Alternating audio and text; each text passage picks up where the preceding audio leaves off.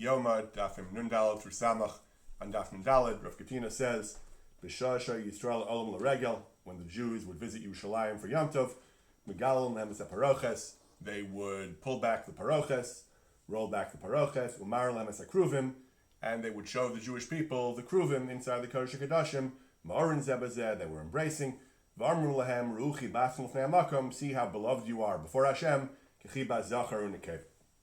The Gemara says, what era, when did this happen? If it was in Mikdash Rishon, Mihavai Paroches, there was no Paroches there. El Mikdash Sheni, Mihavai Kruvim. The Kruvim that stood on the Aron didn't exist during the second Beis Hamikdash because there was no Aron, there were no Kruvim. So the Gemara says, Rav Acha Bar Yaakov says, we're talking about Mikdash Sheni, Ukruvim Tzursa Havakaim. The gold Kruvim, the statue Kruvim on top of the Aron indeed did not exist. We're talking about Kruvim, the images, the painted images of Kruvim on the walls of the Beis Hamikdash. Brings Psukim in Sefer Malachim that Shlomo designed, besides the Kruvim on the Aron, Shlomo designed images of Kruvim on the walls of the Beis Hamikdash. That's called Kiros Habayis, Mesav Kala Kruvim, V'Simoros, V'Turei Tzitzim, V'Tzipa Zav, Miyusher Ala Mechuka. There were Kruvim on the walls of the Beis Hamikdash. Tosfos says, commenting on this notion of Kruvim de Tzirasa, that they drew Kruvim, Tosfos says he was asked about those who make illuminated machzorim, illustrated machzorim, that would design machzorim with pictures of chayos, va'ofos, animals and birds. In Yafa Osim, is that the right thing to do? We know that in medieval Europe, illustrated manuscripts were very popular. The Jews of Germany in particular were well known for their beautiful illustrated machzorim and other svarim, haggados. They asked one of the Balei Tosfos, is that the right thing to do? Tosfos says, no, it is not the right thing to do. Why? Because these images are distracting. You're supposed to be davening, you're supposed to be focusing kavanah for prayer. When people gaze at these turos, they get distracted. It detracts from kavanah. Tosfos goes on and says, it's not Asr Mikra Din, even though there is a prohibition of Losasel Chapesel, you're not allowed to make avodah zaras, these are not avodah zaras. And the Isser, he goes through various technical reasons why the Isurim don't apply. Even the Isser Midrabanan of Chashad, people will think you're making avodah zarah, doesn't apply. He goes on and says that, so for technical, it's not technically Asr, but he thinks it's a bad idea because it detracts from Kavanah. I'm not sure that the minhag in Germany seems to have been a popular thing to do. I'm not sure who exactly disagrees with Tosfos, but Tosfos thinks it's a bad idea. In the Tshuvas of Maram of Rattenberg, we have a very similar tshuva. He thinks that even though it is technically mutter, however, it's also he thinks that it is not the right thing to do because it detracts from Kavanah. Several centuries later, Rabbi Yosef Karo in his Tshuvas in Avkas Rochel, he was asked also about people made in a shul. They made Evan, Mitsuyeres, Ketsuras Aryeh, stones with painted lions. Yosef Karo brings another posek, Rabbi Yo Kapsali, who was opposed to it. He agrees, he is strongly opposed for various reasons. One of the reasons is a similar reason to Tosfos and the Maram, the Chachmei Ashkenaz. He brings a Rambam, one of the Chachmei Sfard, who says, the Rambam talks about garments, textiles that had images on them, tziyurim on them. It's not right, the Rambam said, it's the wrong thing to do. You shouldn't daven facing such an image. So you shouldn't be staring at those images and being distracted from tefillah, similar to what Tosfos said about the illuminated machzorim. Says the Beis Yosef, now who has the nerve to disregard these concerns, to ignore these concerns? He didn't listen to the Chachamim who were stringent about this. He says, this is arrogance, people just do whatever they want. There's no purpose for this, he says. There's no toelis bedavar. He didn't think that art in the shul had much value. It's only milui chefzo, he's only following his whims. And he's very happy that Beis Yosef says that the Chacham and the leaders of the community, they stopped him via the courts, they invoked the power of the courts, and this is absolutely the wrong thing to do. Rabban Zion Meir Chai Uziel has a tshuva, again, it's a contemporary practice. We have lions on the Aron Kodesh, very common, Ashkenazim in particular.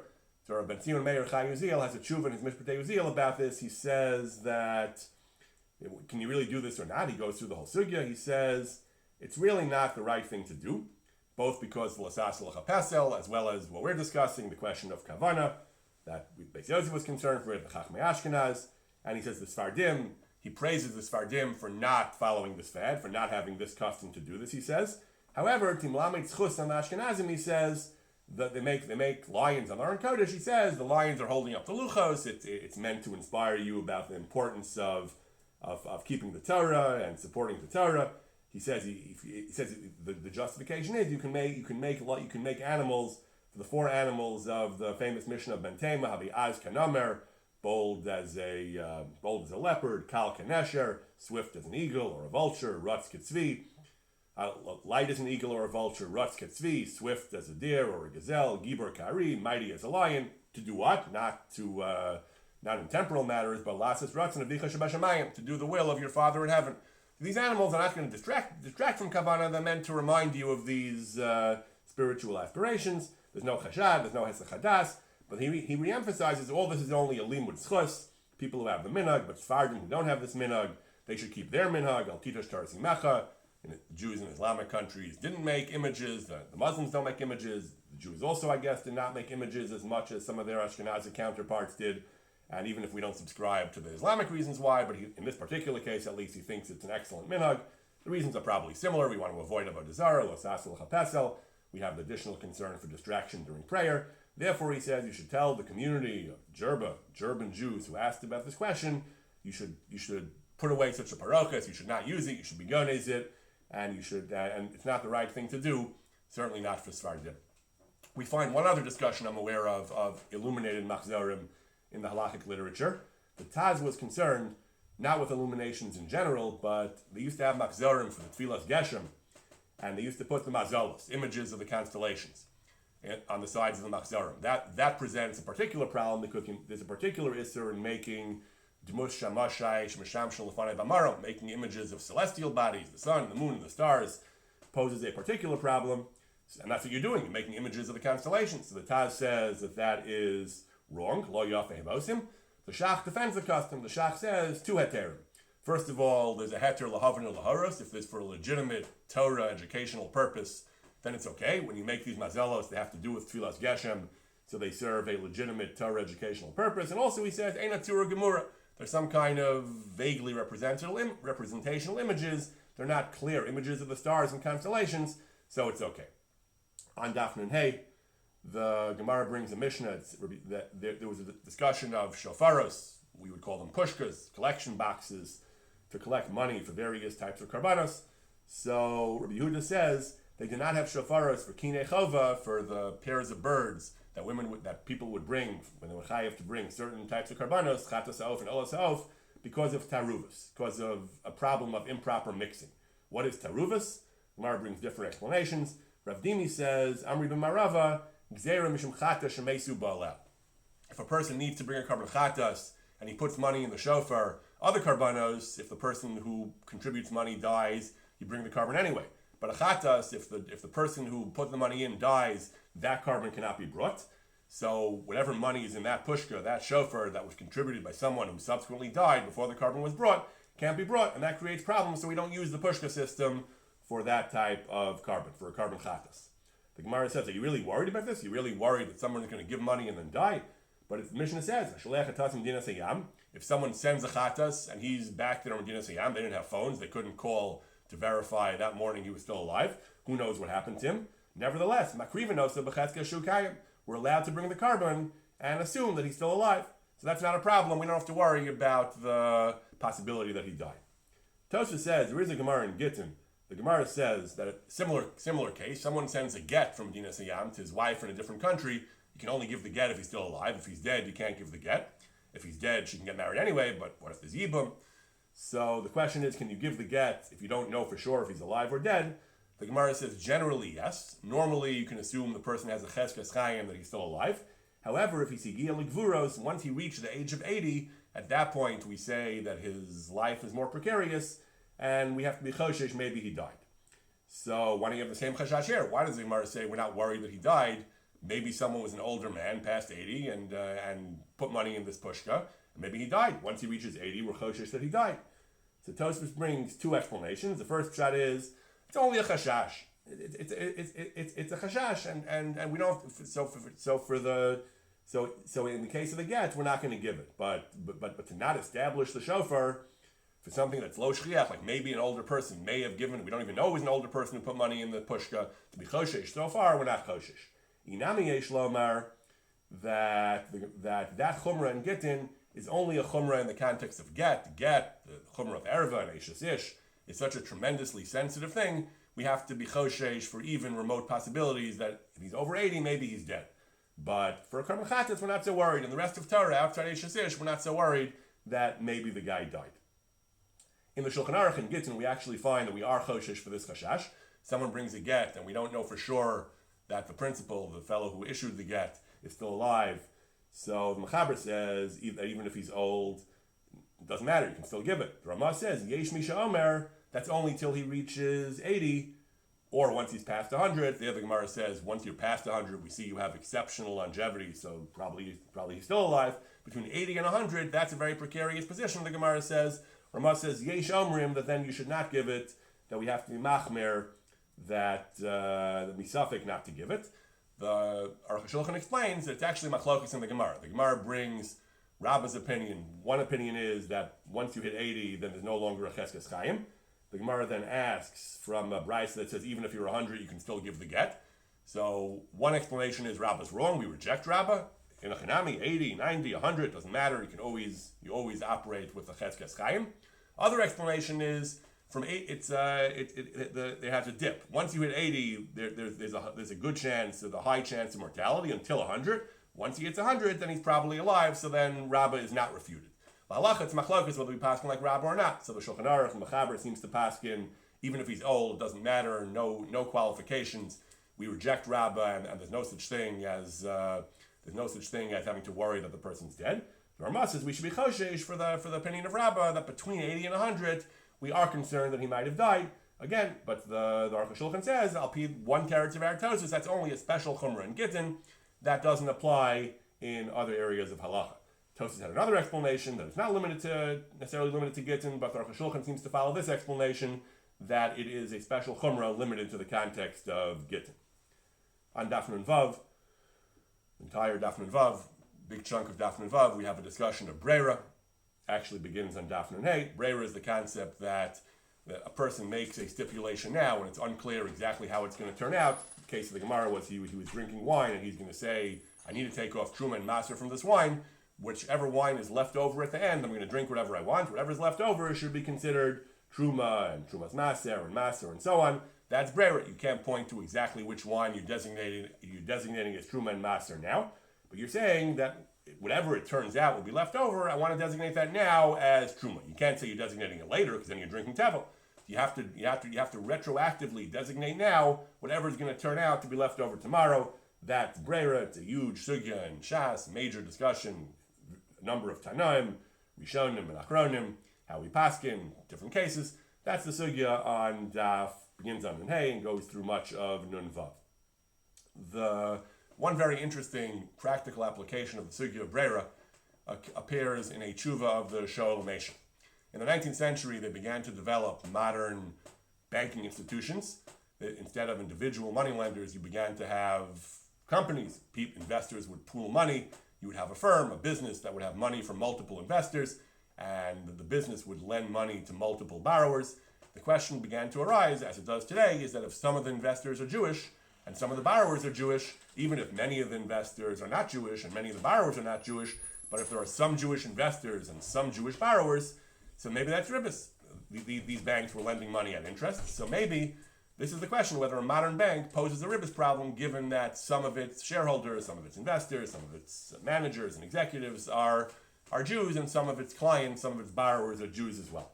So in the 19th century, there was a great debate over this, extended, of course, into the 20th century. So one of the lenient positions was Rav Yosef Shaul Nathanson in his Shoel Meshiv. He had a couple of arguments of being lenient. One of them involves the fact that there is a bank teller in the way, a clerk, so it's Ribbis L'Idei Shliach. But another part of his heter is that we can argue, since there are only some Jewish investors and some non-Jewish investors, and some Jewish clients and some non-Jewish clients, we have the right to view things that the Jews are borrowing money from the non-Jewish investors, and the non-Jewish borrowers are borrowing money from the Jewish investors. Ribbis only applies when there's a Jew on both ends of the transaction. And therefore, we have the right to structure things from a halachic perspective, that no Jew is borrowing from a Jew. Jews are borrowing from non-Jews, and non-Jews are lending to, and non-Jews are borrowing from Jews. It crosses over like that, and therefore there is no ribbis. What it sounds like Brera, he says. We actually paskin on a deraisa in Brera, that when it comes to a halacha that's din deraisa, we're not samech on Brera. Okay, he says, but and ribbis, this is classic ribbis, could be deraisa. All right, he says, but this is even more than Brera, he says, because Brera is when you have discrete objects, different particles of wine. He says when you're dealing with money is all fungible. He says davar hanivla al mu'urav lo shayachin in Brera. The whole idea of Brera doesn't even apply here, and we have the right to say that Jews are borrowing from non-Jews and non-Jews are borrowing from Jews. Others did not agree with this heter. The Marsham said just the opposite. That on the contrary, we look at all investors, all partners in the business are considered owners of all the capital, and therefore every dollar that's lent out is considered to be a Jewish dollar, and therefore there's no heter. But this was the Shalom Eshev's heter to invoke some type of Brera logic to explain, to justify the perspective that Jews are borrowing from non-Jews and non-Jews are borrowing from Jews. On Daf Nun Zayin, the Gemara discusses the Halachos of the Daf. They sprinkle the dam in various places, including the paroches between the Heichal and the Kodesh HaKadoshim. So the Gemara brings a brisa that they would not be mazeh on the paroches, that the blood wouldn't actually hit the paroches, they would just sprinkle it toward the paroches. Rabbi Yossi says, nope, ani re'isiya baromi. I saw the paroches in Rome after the Romans destroyed the Beis Hamikdash and sacked its treasures, and I saw there was many tipei damim al parashal parvas Yom Kippurim. I saw the paroches had a great deal of dam, many drops of dam from the hazos. You see, the hazos did reach the paroches. The Gemara brings a similar discussion about the parahel and davar shel tzibur. The parahel and davar, the korban chatas brought when the tzibur acts incorrectly, b'shogeg. In certain cases, they bring a special communal korban and parahel and davar. That blood is also sprinkled on the paroches. Again, we have the same disagreement. We bring a Mishnah that says kishu mazeh lo hayu nogin b'paroches. The blood would not touch the paroches. If it does, it does. But they didn't deliberately do it. It's not possible if it hit, but they didn't deliberately put it on the paroches. Rabbi Yossi says, nope, ani re'isiya baromi. I saw the paroches in Rome, and there was a lot of blood many drops of blood of the parahel and davar shel tzibur, and the sirei avodah zarah, another kind of chatas for idol worship. On each of these two Gemaras that says, how did he know he saw the karbanos of Yom Kippur? Maybe it was only the parahel and davar shel tzibur. How did he know he saw the parahel and davar shel tzibur? Maybe it was only the karbanos of Yom Kippur. So the Gemara explains that they're done differently. The ones of Yom Kippur are done in a sequence. The ones of the parahel and davar are not done in a sequence. He saw both blood patterns. He saw sequential drops of blood. He saw random drops of blood, non-sequential. Therefore, he knew that there were both types of blood actually touch the paroches. Where did he see these? He said he saw it in Rome. Where did he see it in Rome? Rashi brings a Gemara in Me'ilah that he once visited Rome, and he was once granted, on behalf of a favor he did, he exorcised a demon from a girl. I think it was a girl. So they let him into their inner sanctum, and he saw the kelim of the Beis Hamikdash there. So this is one of the earliest sources, one of the earliest and obviously most authoritative sources of Jews actually seeing the treasures of the Beis Hamikdash in Rome. This was, of course, pre-Christianity. This was pagan Rome, early Rome. But in early Rome, he saw the paroches. At least that he saw was still there. Apparently, it wasn't on public display. Rashi explains he had special access to the inner sanctum, but they had it in their storage rooms. In the 20th century, there are all kinds of rumors and stories that the Vatican has the Klei HaMikdash, the menorah, and other ones. People have written to the Pope and other Vatican officials and asked them, can we have them back? Can we see them? The Church, of course, has always denied that it has them. Scholars do not believe that the Vatican has any of the Kelim of the Mikdash. Ami Magazine ran an article on this about 8 years ago. They interviewed Lauren Schiffman, an expert on this topic, and he said it's implausible.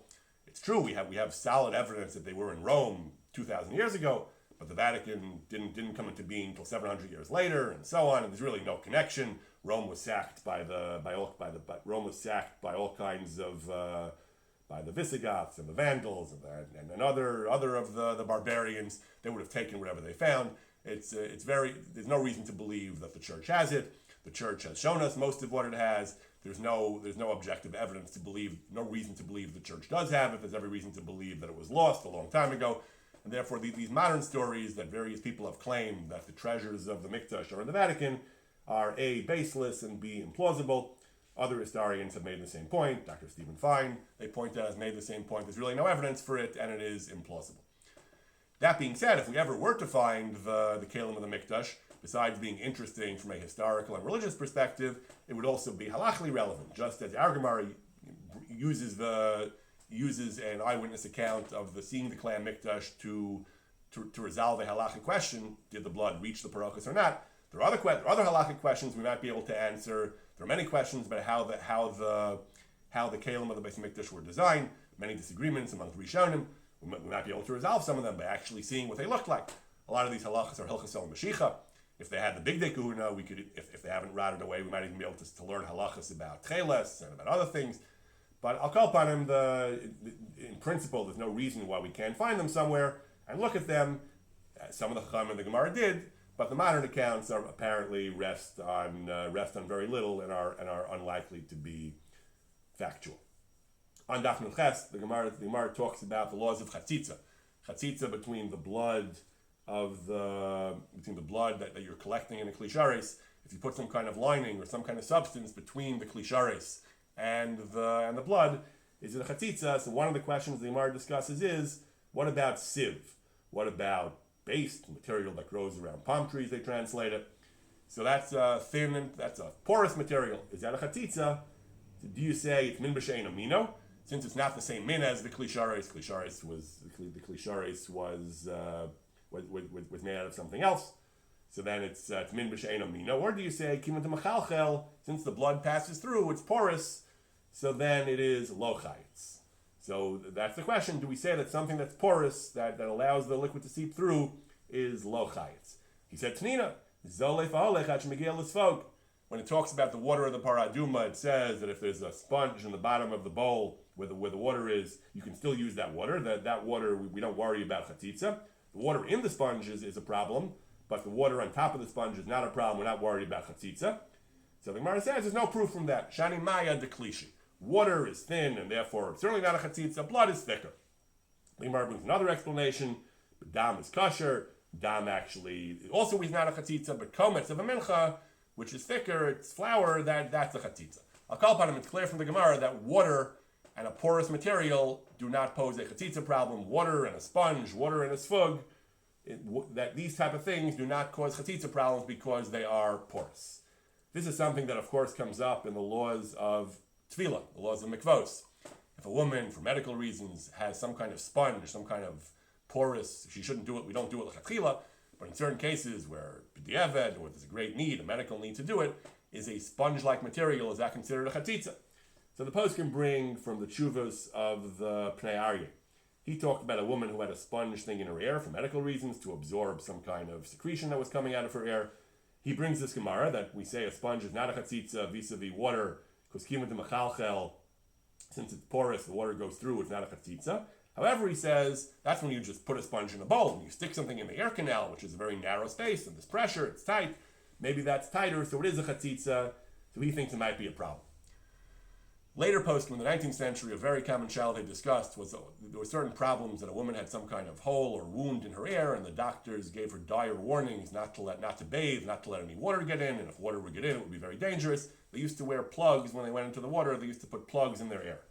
So the question is that plug a chatzitza? So we find tshuvos in diametrically opposite direction about this. Melamed Lahoel versus the Rav Palim.